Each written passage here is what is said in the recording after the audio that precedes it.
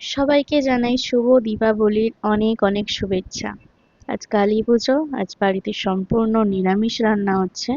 আজকে রান্না করছি বিউলির ডাল, আর রান্না করছি ফুলকপি, আলু আর বিনসের একটা পোস্ত ঝাল ঝাল করে। রান্না বান্না হয়ে গেছে, এখানে গরম গরম ভাত, পোস্ত, ডাল, শাক ভাজা, পাঁপড় ভাজা। এখন কিন্তু আমি বাপি আর মাকে খেতে দিয়ে দেবো। খেতে দিয়ে আমি স্নানে যাব। এই যে এখন ভাত বেড়ে নিচ্ছি। ভাতটা একদমই গরম ছিল, সবেমাত্র নামানো হয়েছে। ভাতটা আজকে একটু নরমও হয়ে গেছে। বাপি মাকে খেতে দিয়ে আমি চলে গিয়েছিলাম স্নানে। স্নান করে বাবুকে খেতে দিয়ে আমিও কিন্তু খাওয়া দাওয়াটা করে নিয়েছিলাম। খাওয়া দাওয়া করে দুপুরবেলাতে একটু ঘুমিয়ে পড়েছিলাম। আমি এখন ভয়েস ওভার দিচ্ছি আর মিঠু বাইরে থেকে চেঁচাচ্ছে আর কি। এই যে ফুলকপির পোস্ত খেতে কিন্তু আমার দারুণ লাগে। তারপরে বিকাল বেলাতে কিন্তু বাবাই চলে এসছে অফিস থেকে। এখন আমার মায়ের সাথে শাশুড়ি মা কথা বলছে ভিডিও কলে। আজকে যেহেতু কালী পুজো, আজকে ভেবেছি আমার সোনা বাবুটাকে খেতে দেব। রোজের একভাবে মিষ্টি দিচ্ছি এবেলাও বেলা করে। আজকে ভাবলাম একটু লুচি আর ঘুগনি বানিয়েছিলাম। পনির দিয়ে, আলু দিয়ে ঘুগনি।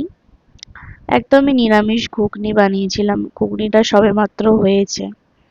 আজকে লুচি আর ঘুগনি আমার সোনা বাবুটাকে নিজে হাতে খাইয়ে দেবো আর কি।